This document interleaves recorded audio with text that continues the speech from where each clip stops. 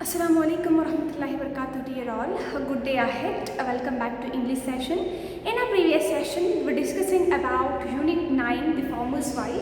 And in this session, we are gonna discuss the same chapter, the same unit, the same poem, the farmer's wife, where Volga, the author Olga, the poet Olga has been discussing farmer's wife's life after the death of farmer.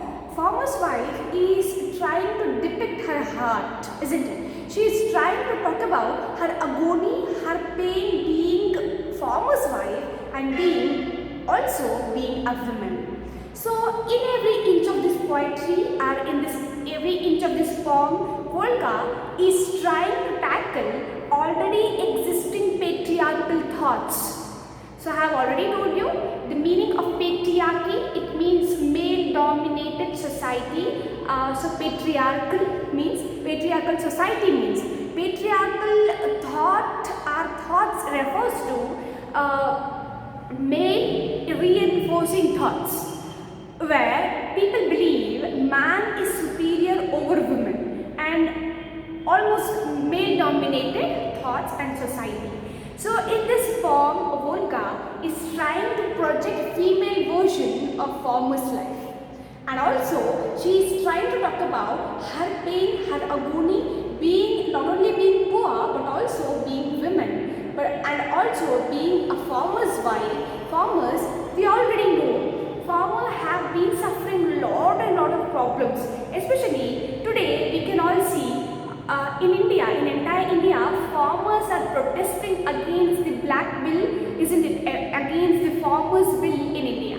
Because it's not benefiting them, rather it's benefiting the industrialist or the government or some other person, the mediators. So farmers are protesting against these farmers bill, which they have called it as black bill.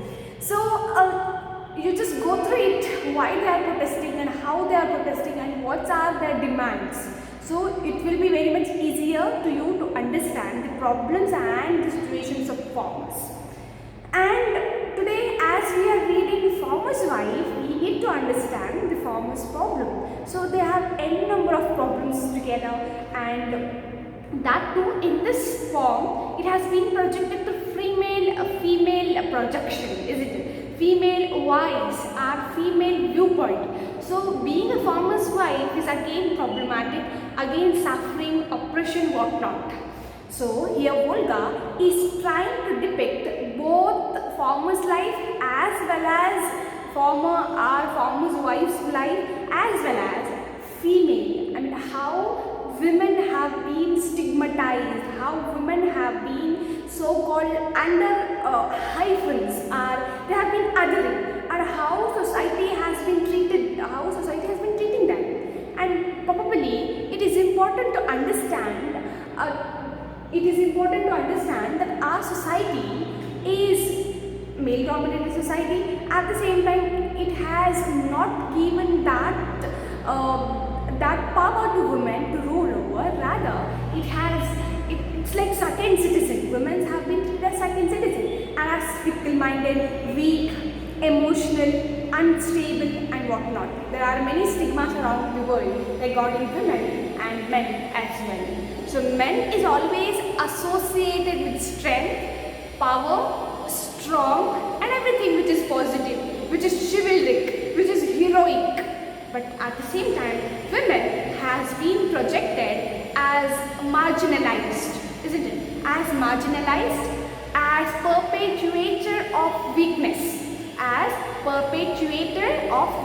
which means pracharaka, indicate weakness, and soft-hearted, emotional, unstable, unable to take good decisions, unable to do things, unable to do whatever things are. So these are the prejudices, these are the stigmas which have been attired to women. So in this poem, Volga is trying to break all this, isn't it? She says, through farmer's wife, isn't it? She says, you are a pen and little did I dream that you would be, isn't it? So she says, I thought but he is a man, isn't it? The things are directly targeting the patriarchal society. society, at the same time the stigmas which has been attached both the sex. That man is a man, he cannot bend his head, he cannot stretch out his hand, but women is born with headband and born with hands outstretched. So these are the stigmas which has been attached or which has been associated with women. So here Volga is trying to break all those stigmas, trying to break all those stereotypes towards society, towards women. So in every inch she tries to talk about the irony of the society. That man is called as strong, isn't it? But look at the farmer. He has committed suicide only to escape all the burden he was suffering from. The crops were gone, the debt remained, creditors are there, isn't it? To ask their credit, to ask their debits, but unfortunately he is gone, isn't it? And who remains? The sinner. The women remains there in front of them to answer them, isn't it? And do you think it's an easy thing to answer a person? It's not, isn't it? And she says, you cannot answer your creditors. That's why you left. You found released with poison. But you had poisoned my already existing bitter life, aren't you? So there are many questions which are projected towards male and male-dominated society. At the same time, the stigmas are the stereotypes which has been growing in our society. So let's tackle our poem.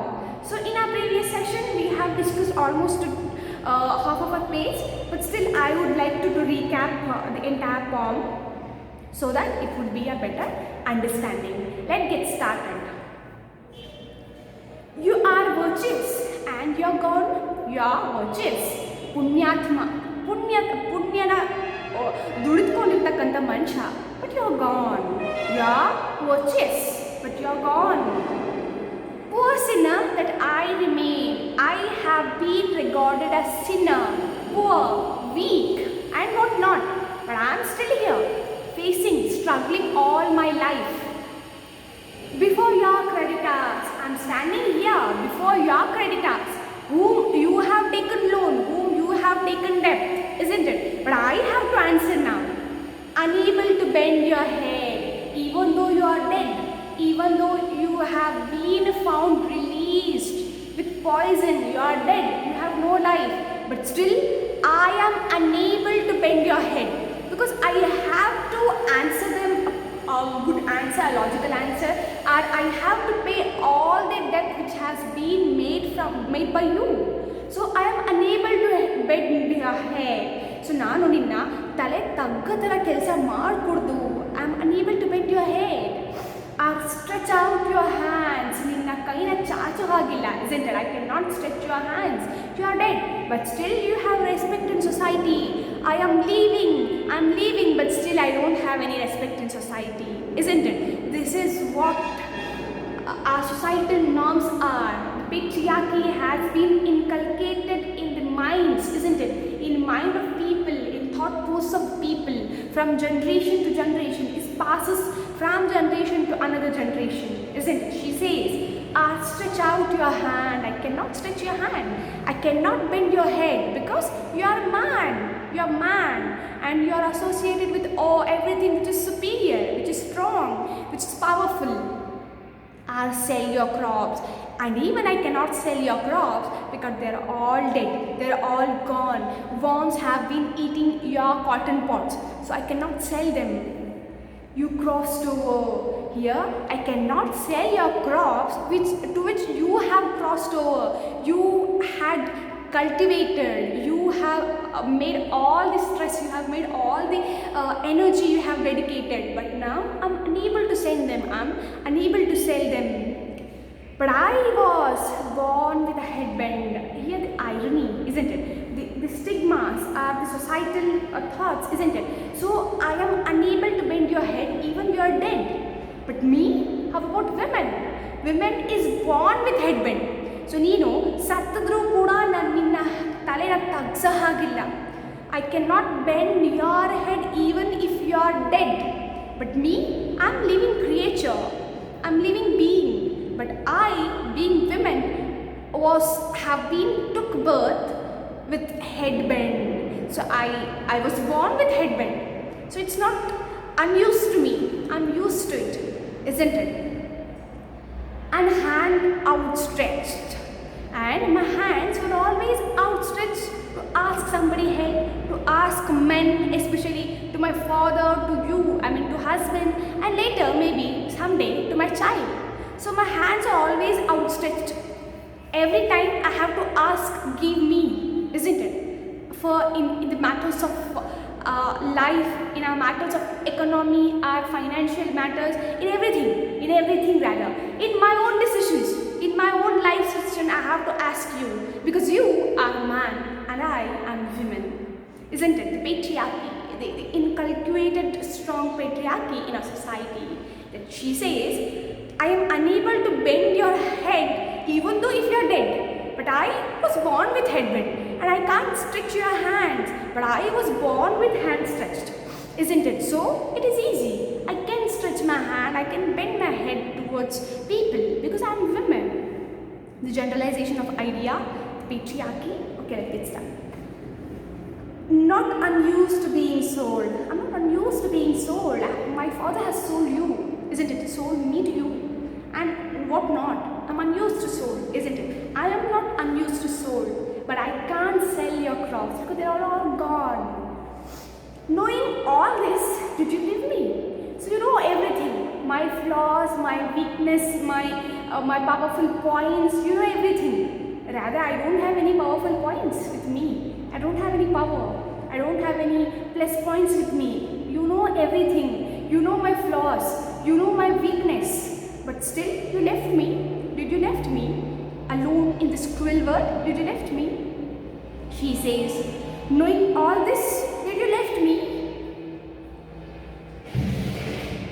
You found release with poison, isn't it? You found release with poison. You set yourself free with having poison, with intaking or drinking poison and poisoning my bitter existing. So you didn't only to poison for your life, to finish, to stop your life, but you have poisoned my bitter existence.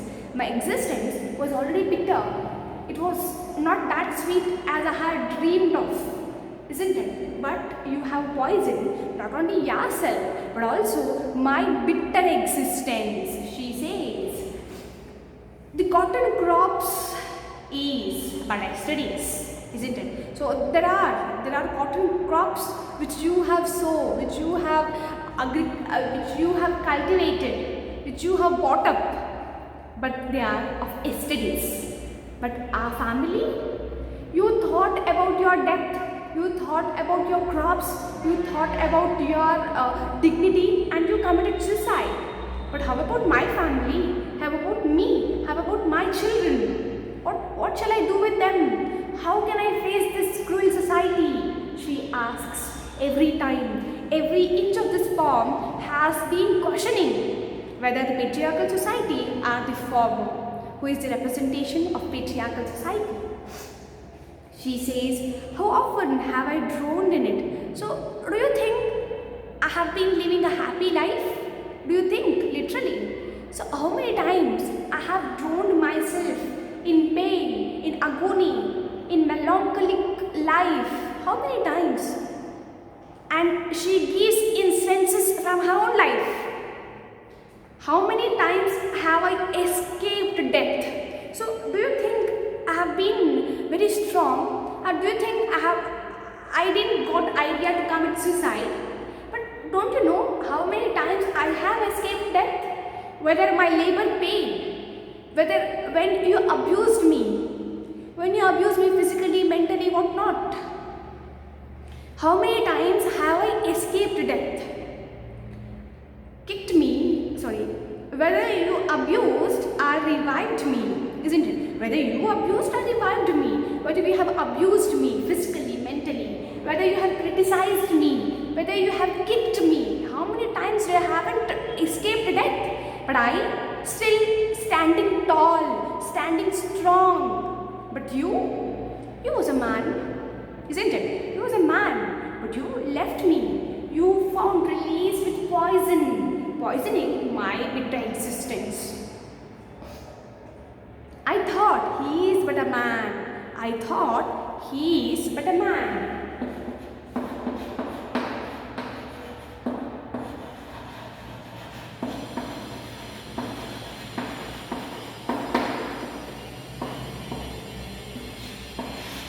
I thought he is but a man.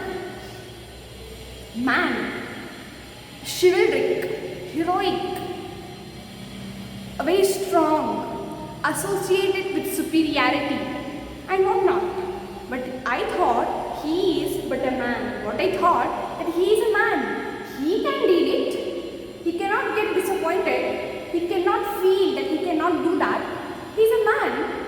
Isn't it? And man is always supposed to be strong. Man is always supposed to be face all the problems he has. But I thought he is but a man. Little did I dream you would deal. She says, I dreamed a little thing, only a small thing, that he would deal, that you would deal. You will deal all your problems. But you didn't deal it, isn't it? I thought he is but a man. Little did I dream you would deal it. I thought that you can deal it. You can do it. You can prove yourself better. You can prove yourself by overcoming all the problems, all the obstacles in a life. But you, what did you did? Me at death below like this. But what did you do? You are dead. You have consumed poison. You found release, you set free yourself with drinking poison and poisoning my bitter existence. But you is a man, so-called man. But what did you do? You didn't stay tall, you didn't did anything, but you tried to escape things. Isn't it? So let's start. True, the crops were gone. That's entirely true, that our crops have been destroyed by nature. Worms have been eaten all the crops, all the cotton, and there are many other problems by which our crops are gone, isn't it? These are the sufferings, pain of farmers. They do hard work, isn't it? They do every hard work, they won't stop turning stones. They do whatever they can, but there are different things which consumes themselves, isn't it? So there are worms which used to eat all the crops. Sometimes rain which doesn't come on its scale. Sometimes drought. Sometimes flood, isn't it? Sorry, flood. And sometimes the pesticides, isn't it? And whatnot. There are many problems. And the depth. Farmers usually used to take loans before planning to have plantation, isn't it? To plant something. And when they get lost in the production, again the debt remains and they keep on adding the interest, and finally they will lose their lands. And if not, then they have to take this kind of a decision and had to commit suicide. It's true that crops were gone. The debt remained. Crops are already gone. The masala hage ulkondidu. Our debt is remaining the same thing. In fact, it's adding day by day because of the interest. Our dignity hit the dust. What prestige, what status we had in our society has gone, isn't it? Our dignity hit the dust. So ನಮ್ಮ ಗೌರವ ಘನತೆ ಎಲ್ಲ ಮಣ್ಣಿಗೆ ಪಾಲಾಗಿದೆ, isn't it? Our dignity had gone, had hit the dust. Our hearts turned to water. So our hearts have been being so melancholic. It's been so helpless. It's been so damaging. It has been damaged by the situation, by the nature, by the things which has been happening around us. So what? Everything gone. But still, we were there. Your family was there. We can deal it together. But what you did? You left me. But how did you imagine that I could deal with burden. I could deal, or I could take, my shoulders can bear the burden of 4 children, to bring them up, to feed them, to teach them good life. How did you imagine? I know the crops were gone. Our dignity hit into dust. The depth remained. Our hearts have been turned to water. But how did you imagine? But ನೀನು ಹೇಗೆ imagine ಮಾಡಿದೆ that I could deal this, but I could bear the burden of 4 children? She questioned straight out. That how did you imagine that I could deal this? I could deal this, or I could manage this. Or how did you imagine that if you left me all alone, I can deal it? Isn't it? She's questioning these straight questions from her heart. This is utterance, the deepest utterance, isn't it? So ಇದು ತುಂಬ ದುಃಖದ ಸಾಗರ. ಒಂದೊಂದು word here, every word here is depicting the pain, the agony, the sad feeling of women. That she has to stand tall now. She is already in melancholy now. Melancholy and sad, utter sad. So I know everything. I can see by myself, isn't it, that our crops were gone. Unfortunately, it's our fortune. It has been destiny. And the depth remained. Obviously, crops ge ಒಳ್ಳೆ ಚೆನ್ನಾಗಿ ಬಂದಿಲ್ಲ crops. ಅದು ಹಾಳಾಯಿತು. So we cannot sell them. So as crops have been gone, we cannot sell them. We cannot repay all the debt which we have been taken. So the debt remained as it is. In fact, it has been adding day by day because of the interest. One fine day maybe our land would be occupied or will be taken under the bank or the person who has given you credit. Maybe. But do you think that I can bear all this burden? Do you think I can bear the burden of 4 children we have together? Do you think it? How can you think this one?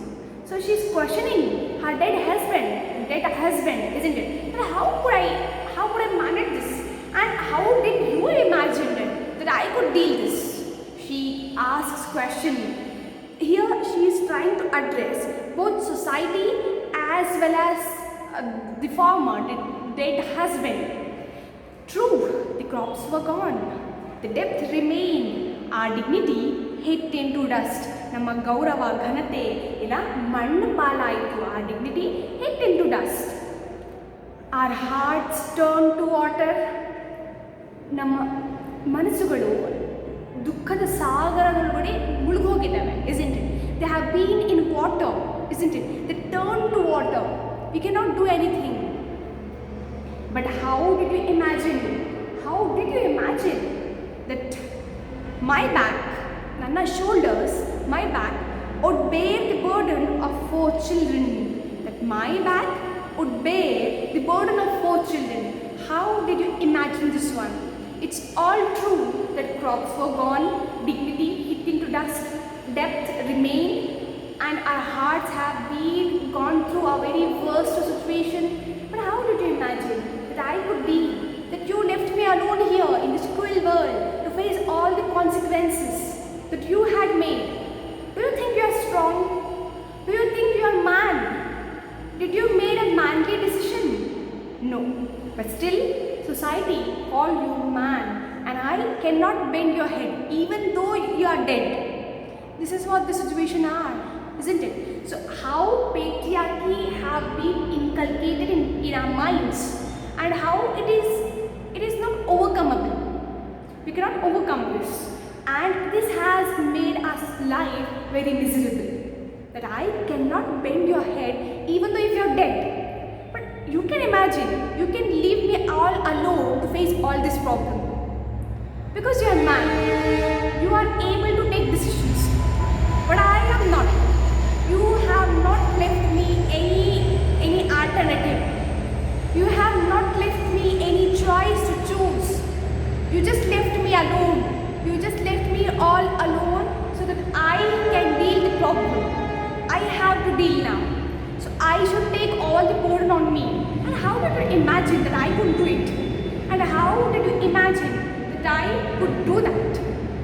She asked question, the utter grievance, the utter pain and melancholy in her question. But But how did you imagine, isn't it? But how did you imagine that my back would bear, or my shoulder would bear the burden of 4 children? ಹೇಗೆ ಯೋಚನೆ ಮಾಡ್ದೆ ನೀನು that I can bear this burden? I can handle all this all alone without you. You have messed my life. You have poisoned my bitter existence. But still, you are a man. You have been associated with chivalry. You have been associated with strength, strong, everything which is superior. But look at me. I am still here. I have not committed suicide, and even I am not going to commit suicide in future because I know how to deal. People may call me weak, but I am not, because I know how to deal. I have overcome lot of problems like this. But me, I am woman. I can deal everything. This is what the positive projection of Volga, which brings extra texture to this form, isn't it? She here is trying to tell that so-called man who have been made famous for their chivalry, for their strength, are not obsessed with it. But here, women is more stronger than man. She says women is more stronger than men because she knows how to overcome things. She knows that how to deal with death. She knows how to deal with things which are not acceptable. And at the end of this poem, she becomes optimistic that I can deal this. I will deal this. I will embrace life, not death. I will embrace life, but not death. Right now, we'll be stopping here to this session, and by next session, we'll be continuing the same poem. If you have any doubts, feel free to talk about, and by next session, we'll be concluding this poem. Thank you so much. May Allah make a learning easy.